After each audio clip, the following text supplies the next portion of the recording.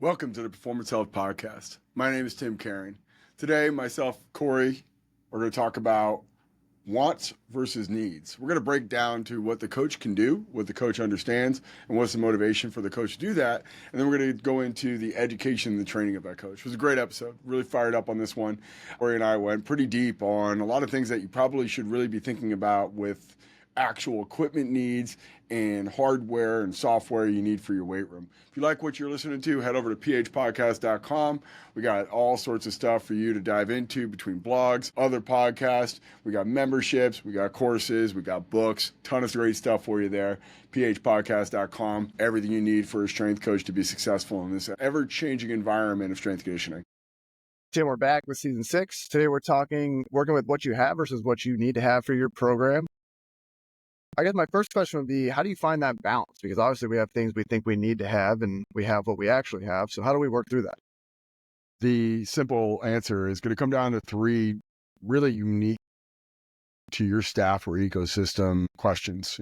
What is the skill or the ability of your coaches? And that's an important one I want to break down quite a bit. What is the knowledge of your coaches? And then what's the motivation of your coaches? And I like to think about that. It's like, that's kind of the bottleneck that we want to work through. And so if I'm thinking about the skill of my coaches, and that kind of garners certain pieces of equipment, or let's just say some of the ones are going to be a little bit more technical in nature, like Olympic lifts. And let's say that your skill of your coaches isn't there, or maybe something, like different types of resistance, like accommodating resistance, chains and bands, maybe something along the lines of flywheel or conical resistance, maybe like pneumatic resistance from Kaiser. Maybe it's it's how to use VBT or force plates, and you want to look at different isometrics. There's a ability, right? I'm not able to demonstrating that or teaching that. And then that gets into the knowledge, and there goes into the dynamic around some of the protocols that are built around that. So if we look at Olympic lifts, there's gonna be some nuance with programming Olympic lifts versus traditional compound closed kinetic chain exercises. Or if you look at it from maybe even another lens of it, like where it's stripped down to the most linear thing, but a machine or an isolated joint action that you're overloading the tissues associated with that. At one point, that was the predominant skill, but I would say in modern college strength conditioning or team sector strength conditioning, that coaching people on machines is atrophied a lot. It could be a knowledge gap, it could be a skill gap, or it could just simply be a motivation. They don't resonate with it. And that's the final piece of this. It's the motivation to do things, whether they don't believe in it, don't resonate with it, don't agree with it. All has a huge impact on the motivation of the coach. And you see it, their body language presents themselves as someone who's not engaged with what they're doing because they don't really agree, or they don't resonate with it, or they don't feel like this is the best possible program it can write. And all that has a big impact on what you actually need. And if we have a staff with limited ability, limited knowledge, and low motivation, adding more things to the weight room that they're going to have to learn how to use and understand why it's important, and then having the motivation to do that becomes kind of unnecessary. And then too, the athletes that you're working with, and looking at an athlete that's extremely novice where anything works. Can you get away with minimalist tools and looking at it from, I got an athlete in front of me that's going to get better with very simplistic approach to training. Why wouldn't I just focus on that? So that's going to be the big part for me as I look at from what you need versus what you want, and looking at the skill, the knowledge, the motivation of the coach. I talk a lot about these 3 factors quite a bit. And I'm on this, like I've been in multiple situations, whether in the team sector or the private sector, and I look at my staff and I look at their knowledge, their skill, and their motivation as the primary bottleneck as to determinant on what I need versus want. And as a strength coach that is really interested in this and really curious and very much so going to push the boundaries or really thrive in innovation, the bottleneck is going to be the coach's 10 racks for me, or the bottleneck is going to be the coach coaching a session or a group outside of me. And that becomes an issue. And for the dynamic that we want to really understand in terms of what we need, what you need is what you can be successful with. What you want is maybe not necessarily today what you can be successful with, but hopefully in the future. And there's a there's an important distinction there that I think is worth breaking down in a 30-minute podcast like we have right here. So my next question would be, because you kind of hit on it, you're not gonna go beyond what your coaches are capable of. But I'm trying to think of the right way to word this. Do you take it upon yourself to develop them to get to where you can do all the things you want? Is that where your focus is? Like you have to meet this level? Yeah, so there's always going to be a trade-off in education and training. So the distinction between education and training is education's on the premise they don't know or don't understand. Training is they do know and understand, they just need refinement or just accountability. And when we think about education, that continuum I'm kind of creating here of this need versus want, and the want of something that is novel or potentially innovative, that's going to create educational needs. And there's a trajectory that you need to go of like, all right, there's going to be some knowledge gaps, some skill gaps, maybe not a motivation gap, because if you're fortunate to have a staff that's really interested in this and really engaged about it, hey, it creates a very fortuitous situation where you can kind of go, okay, like I have a very young, motivated, driven staff. The knowledge and the skill gap is going to be filled with education, and you start to work on, they don't know this yet or don't understand it yet, and we're going to start to rep that, or they don't have the ability to use it yet, so we're going to rep it and we're going to teach them the underlying premise. On the back end, though, there's training, and they do know and they do understand. Maybe they've gotten lazy or they've lost appreciation for, or maybe they've lost the value prop that actually brings, like that we do it but don't do it well and we don't really see much ROI from it, so they've lost momentum from that. And then it gets into that, how do you decide on education versus training? It's just a simple question and talking to your staff. Like, do you understand this? And I'm not going to hold it against you if you don't. Do you know how to do this? And again, I don't want to go into this like relationship with my staff and a harboring resentment or resenting them for not having accessibility to some of this stuff. Like one of the funnier things, I've talked to a lot of the coaches that work for me, is they go into some of these interviews and it gets into this, do you know how to use sports science? Do you know how to use VBT? Do you know how to use alternative forms of resistance? Do you know how to implement higher levels protocols in a team or group setting? And all of them have a pretty high level exposure to that.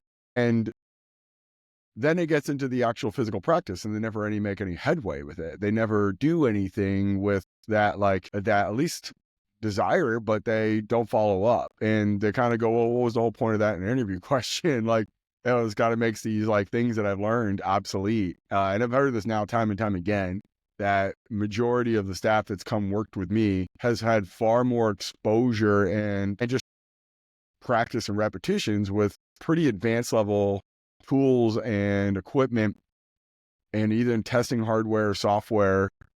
And then they get to a team sector and it's pretty big drop off, whether it's a logistics or a belief or whatever is associated with it. But the distinction of what you asked from the pretense, it gets into this, okay, do they know how to do it? Or do they understand why we're doing it? Okay, we got to educate.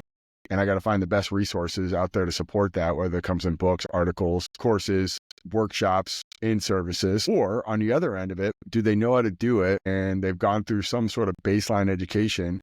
We got to go into training. And yeah, we might not be using flywheel or pneumatic resistance at a very high clip with a 18-year-old freshman. But on the other end of it is when we get to advanced level programming and we look at it trying to squeeze a little bit more out of that athlete in their fourth year. And I want to get progressive with the tools that I'm using, but there's not as much repetition or focus on some of these other things. I got to be cognizant of that and get out in front of that and rehearse it, rep it, and hold them accountable to don't let that atrophy. Don't let the ability to get someone on there. And the litmus is, what does it look like when they're setting it up and explaining it? And if they're fumbling around, they're long-winded, they don't really have a good feel for the piece of equipment, it shows. It's just lack of repetition. At one point, the knowledge was there and the skill was there. It just, for whatever reason, has not been a priority. And we start to lose that. And that is, okay, well, the value of that piece of equipment is lessened because the coach that's implementing that is now the limiting factor.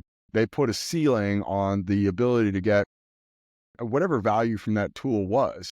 So at one point it was a want, and then eventually it should lead into this, well, in order to write the most robust program, it becomes a need. Unless the staff that's implementing it is not motivated, they're not really doing a good job of executing with skill, and they're not demonstrating their knowledge, right? They're not refining and improving their knowledge. And knowledge is an interesting one, right? The notice of that, the more technical they explain it, probably means the less they either communicate it to someone or discussed it, and find meaningful and impactful analogies to help that person process why this is a necessary training tool, relatively speaking, to more traditional, simple, intuitive based things. And I'll be honest, like, I've been in so many situations where I'm more of the progressor of, like, I really want to push the boundaries, and I like that feeling of not being very aware of what's doing, but I can see value in things pretty quickly. And if it has something that fills a gap or a void within my programming,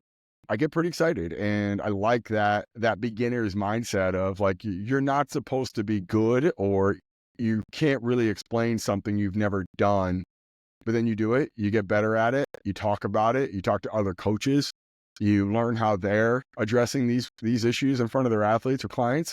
And you could say really, really unique, novel things simply. Because at one point, everything was novel. There was all just kind of made up. A barbell was just made. So at what point did we cross a threshold that became comfortable and easy to explain? Thinking about that with everything else out there could potentially bring value to your client, and crossing that threshold. And there's a Pareto principle that probably 20% of the things that we do are going to bring 80% of the results. But the other end of it, it's, you can expand the impact of things outside of that 20% by knowing more about it and being more skillful with it. And if the 20% is limited to your skill or knowledge, it's pretty, like, small sample to really pull from. You don't want that to be the limiting factor. You want your athletes to be good because of you, not in spite of you. And a lot of times that just goes down to a stretching and pushing. And then if it's not congruent with what you need with your clients or athletes, omit it. Yes, but doesn't mean it's not a valuable thing in the future. And the want becomes a need based off of the value you can get from it. And if you go into a new situation where you either don't have the resources, or you're working with the staff doesn't feel as motivated, or just maybe they're rigid and kind of set in their ways, and they regress to some sort of mean that's not really utilizing something like that, pick your battles. But as a whole, the truth is once you start to see things that just fill in these blind spots, it's red pill, blue pill, and you're like, I can't go back. I have to now figure out a way to get this implemented and enhance the knowledge and skill and the motivation of all my coaches that I'm working with. What kind of things are you doing for your coaches to help foster that growth mindset? Are you saying, hey, go see this guy, he's the flywheel expert? How are you supporting your coaches in that way? So it goes into two different reasons why we do anything continuing education. The first one is there a knowledge gap?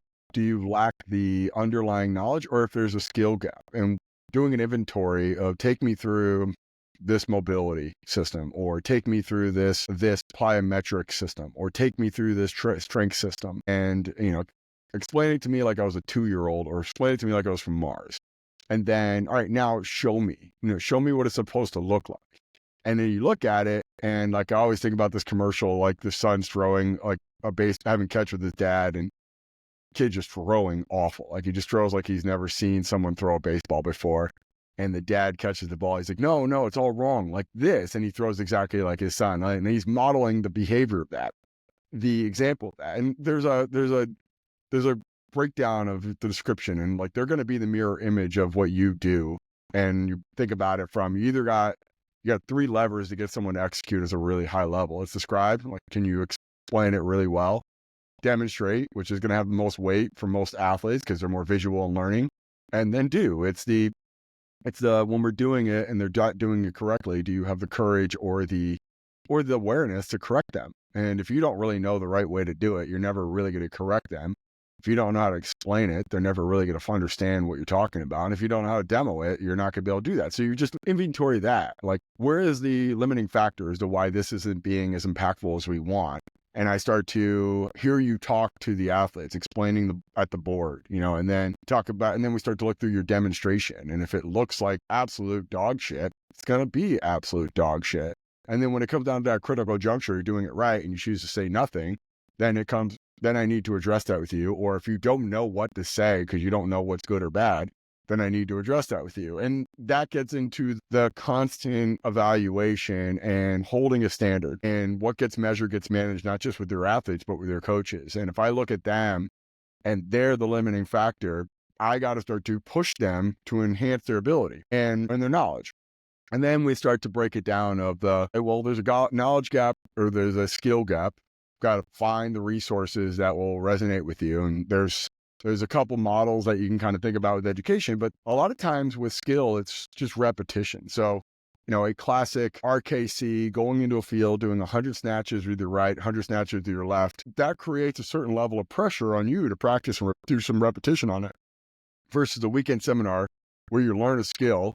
Let's say that I want to learn hands-on tissue manipulation and I go to a weekend seminar to do massage therapy and I come home and I'm like, okay, well, I did my seminar, so I can start doing hands-on work. Like, you're nowhere near a practitioner that's capable of doing really high-level work. You've got to rep it. And going into it, having at least some skin in the game to go through that. But a lot of times with skills, and I've seen this now time and time again with a lot of different individual skills, like TRX or weightlifting or kettlebell work or certain mobility drills, mobility systems or flexibility systems. And you really don't practice it going into it because you're like, I'll just absorb and they can mama birded this skill to me. That leads into not really having something that's going to help your athletes in the future. And you start to discredit it. Like, wow, I didn't really work on my system. And truth is you didn't do a good job with it.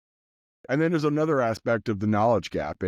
That's usually going to be lecture based or some sort of book or article. But you always have to think about with any kind of knowledge gap is how would I explain this to my athlete at 6 a.m. on a Friday when they're tired and they're disinterested, their engagement level is going to be incredibly low. Can I get them excited to do something because I think this is going to be a catalyst to the performance that we want to get. And I don't want to default to, okay, we're just going to do the same basic program that we've always done. I want to push, and I don't want me to be the limiting factor. I don't want my ability to explain it to be the limiting factor. And those are the front end of it, you're filling knowledge and skill gaps. But the other part is interest. And I like to encourage our coaches that work with me to find things that they're passionate about. And I don't care where it is or who it is or how it's packaged. It could be the most off the wall abstract idea. I don't want to discourage anyone that wants to stretch themselves out to see other things. And as I've gotten older, it's so easy to discard things that are different because it's scary. It's contrary to what I might believe.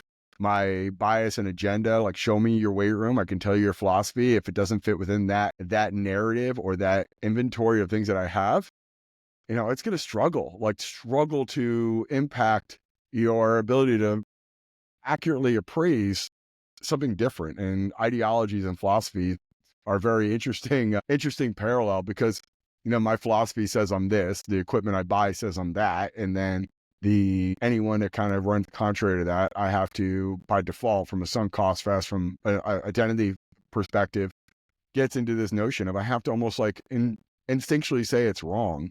But if I have a coach under me that is maybe a very arguably impressionable age, but at least maybe open to hearing different people, whether someone that they knew before was like, wow, they said this is really good, I'm going to take a proverbial plunge and do that.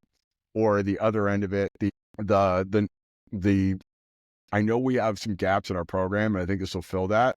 I think it's important to go out there and do it. And when we get into the interest part, I have to check myself as kind of the person writing the checks to help people improve their performance and knowledge gap, knowing that they have other things that are probably going to be more impactful to them as a coach.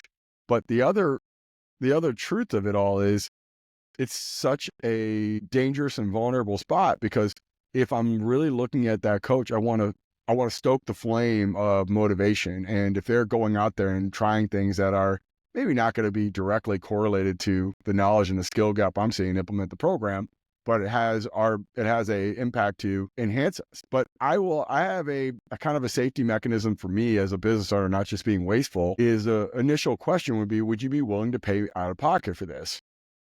And I'm like, well, you said you would pay for this. I'm like, I did, but I'm doing things that are going to be net positive for the business or our program. And if they're going out on a limb saying, you know what, I would pay for it and I would put some skin in the game, that means to me, it tells me they're serious about it and they've really thought it out. And if they're willing to make the upfront investment, I would definitely be more inclined to come out and say, all right, I'm gonna pay for this. This is like the Nepo kid who goes to an Ivy League school who doesn't care about it whatsoever because it's basically no skin in the game for him. And like they're not gonna get the value of that education versus the kid who's working a night job and get student loans up the ass, and they're going to be like, I'm going to get the most value from this because this is all or nothing. Like that to me matters. And I look at that coach that it definitely has a knowledge or skill gap, but just passionate and really excited about certain ideas and want to expand and grow or maybe network and get involved with that, or they just resonate with the whole presentation of it all. Like I like cultivating that, but I also like to have some sort of protective mechanism, not just wasting or hemorrhaging time. And like, not all of us need to go to the same conference in May. I think that's a pretty common mistake. Like, oh, we like the camaraderie or the just connection with my staff. Like, you mean to tell me you're not getting that from the 70 hours a week you're working 40 weeks out of the year? Like, come on. Like, you should be able to disband and break up and go out there and stretch, right? Whether it's a pop in, see another program and how they execute a program, go to a seminar outside of this. I always joke about if you walk into a conference and you know everyone there, you're in the wrong conference because you're regurgitating information you already know. You're doubling down on a bias that you already believe in, and you're becoming more limited and even to the point myopic with this point of view. Like, and it's all good about like the Euro Dreams of Sushi, just becoming very, very expert in that, like not with knowledge and skill. Like you have to be more of a generalist and you have to be more open to outside things. And if it's a knowledge or skill gap, like, yeah, we got to be very good at refining and figuring out what it is. But if it's an interest aspect and it has no real functional purpose to our program, but if they're willing to go out on a limb and go get it versus they're interested in it and they're not willing to go out there and do it themselves, and it's probably not worth their time, right? Like that part is there. But to that like big question that you're kind of getting into, and getting back to the central theme of this podcast, if you're kind of getting lost, we're still talking about need versus want, but the need versus want, like I want to get a machine or a tool from this one company because I resonate with the brand. I think that's equally as dangerous as not inventorying your staff's ability, knowledge, and motivation, and tying into what is a gap versus what is their overall interest, and try to figure out a way to safeguard yourself, protect yourself, but still giving that person an opportunity to expand. Because like I desperately like I like autonomy with education because I want to be the judge and jury off of what I think is my future, and then it gets into if you're not going to pay for it, you have no jurisdiction over that. And that's their IP and that's their knowledge. And they kind of have a certain level of this. And I talk a lot about this and how to become a strength coach, but the expectation is when you're hired, most jobs is that you're ready made and that's your peak, that's your ceiling. I don't think a lot of institutions or organizations fully understand that as good as you are when you hire a strength conditioning coach, that their improvement thereafter is going to go up quite a bit. Because they're passionate, they're ravenous about information, education, practice, rehearsal, and they're going to seek outward. And then that investment into continuing education is met with, well, why do you need that? I don't need anything. I need to be better though. And I think that's a lot of times like organizations, institutions struggle with that. And I think the other end of it, when you have a very progressive person, and let's say that I get Con Ed for all my staff or all my senior staff, because I really value it that much. And I worked hard to get that with my partners. And if I'm at an organization or an institution, I really want to push to get that allotment there. Not just wasting money and spending it on stupid, frivolous stuff, but really pushing. We can be more than we've ever imagined. That's a hard thing for organizations and business partners to really conceptualize. Like if I hire a chef, I don't know if they're really perceiving that their level of development, therefore after, is going to be that much more improved versus a strength coach is going to go into that another level. And I find that simple aspect of if you have a master's degree and countless certifications, most places will assume that's your peak and that's what your determinant value is. But your value goes up quite a bit thereafter because of the ravenous nature that we have for education and refinement and improvement.